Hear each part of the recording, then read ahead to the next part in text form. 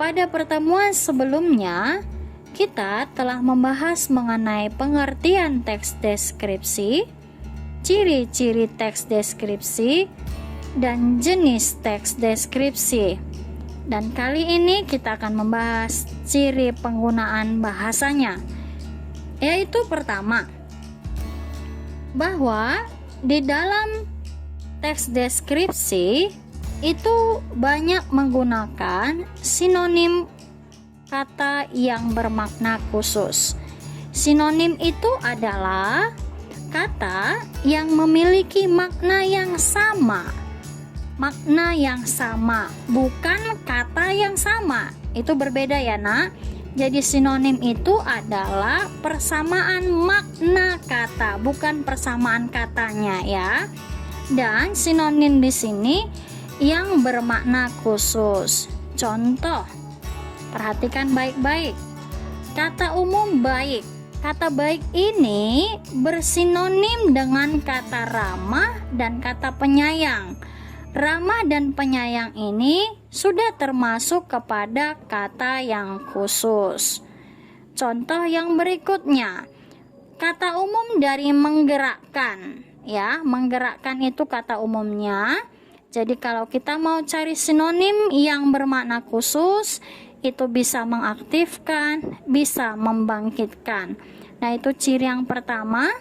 Selanjutnya, ciri yang kedua, bahwa di dalam teks deskripsi itu terdapat kalimat yang berisi perincian. Nah, rincian-rincian ini sangat penting. Karena dengan rincian-rincian ini, maka teks deskripsi itu akan semakin jelas. Contohnya, coba kita perhatikan. Yang pertama, ibuku orang yang sangat baik. Di sana ada kata yang berwarna merah, yaitu kata baik. Nah, kata baik ini dapat kita rincikan menjadi, nah lihat di kalimat perincian yang sebelah kanan, ada di sana kata-kata yang saya buat berwarna merah, menolong semua orang, itu adalah rincian dari kata baik. Ramah itu juga rincian dari kata baik. Halus atau tutur katanya lembut, itu juga kalimat perincian dari kata baik. Contoh yang kedua, saya buat di situ tulisan yang berwarna merah adalah kata sabar. Jadi, kata sabar ini dapat kita rincikan lagi supaya lebih jelas dengan kata-kata selalu tersenyum menghadapi masalah apapun. Nah, dia tersenyum menghadapi masalah apapun. Itu gambaran dari kata sabar. Nah, kalimat perinciannya yang di sebelah kanan itu ya, untuk menyatakan kata sabar. Nah, ini contoh kalimat yang berisi perincian. Ciri yang ketiga, bahwa di dalam teks deskripsi itu keterlibatan panca indera sangat-sangat banyak ya. Panca indera terdiri dari kata panca dan indera. Panca itu artinya 5 ya, berarti ada 5 indera yang terlibat. Contoh, pertama, penglihatan, itu mata ya yang digunakan ya. Yang kedua, penciuman, itu menggunakan hidung. Pendengaran menggunakan telinga. Pengecap menggunakan lidah. Peraba menggunakan kulit. Kita lihat contoh berikut ini untuk melihat keterlibatan panca indera kita. Di contoh yang pertama, kita diajak seolah-olah melihat sebuah pantai Parangtritis yang di pantai tersebut ada hamparan pasir putih. Nah, pada saat kalimat ini kita baca, maka panca indera kita yaitu mata dilibatkan.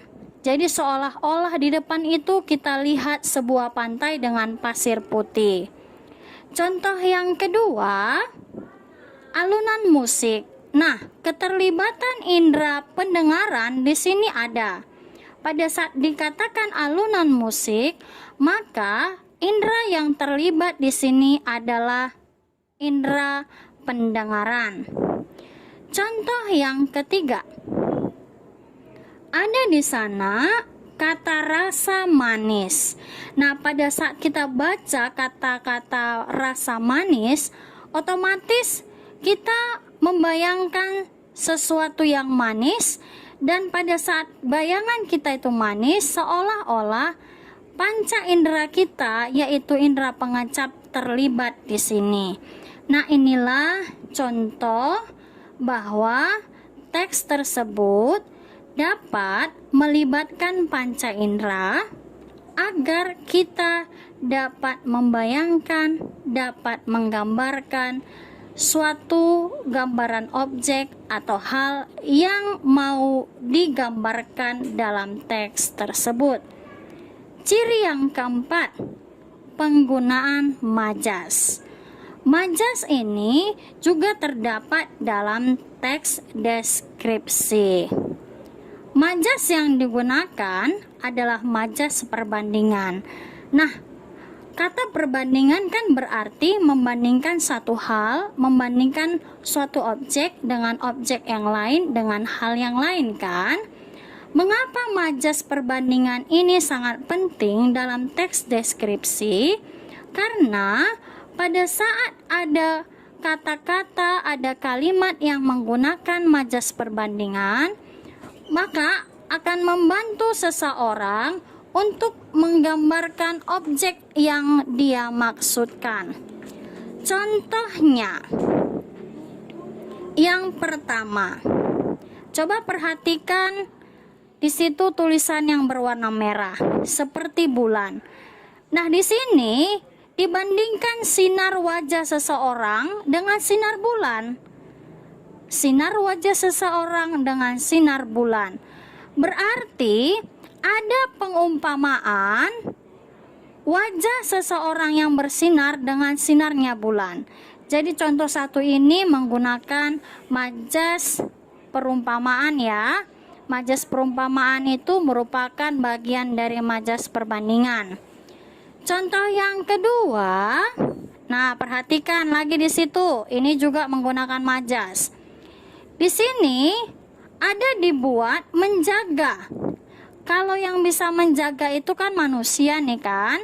Tapi di contoh ini saya buat batu karang yang bisa menjaga. Nah, berarti kan ada penggunaan majas yang membandingkan bahwa batu karang itu bisa menjaga. Nah, majas yang digunakan di nomor 2 ini adalah majas personifikasi. Apa itu personifikasi?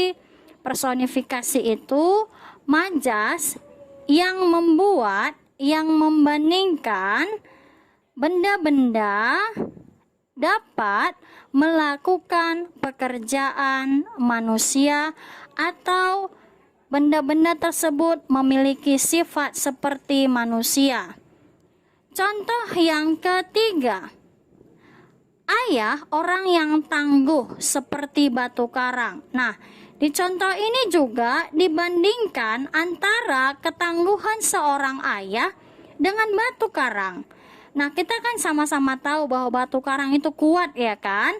Nah, di sini di contoh ketiga ini dibandingkanlah, diumpamakanlah ketangguhan ayahnya itu layaknya batu karang. Jadi soal nomor 1 dan yang ketiga ini menggunakan majas yang sama, yaitu majas perumpamaan.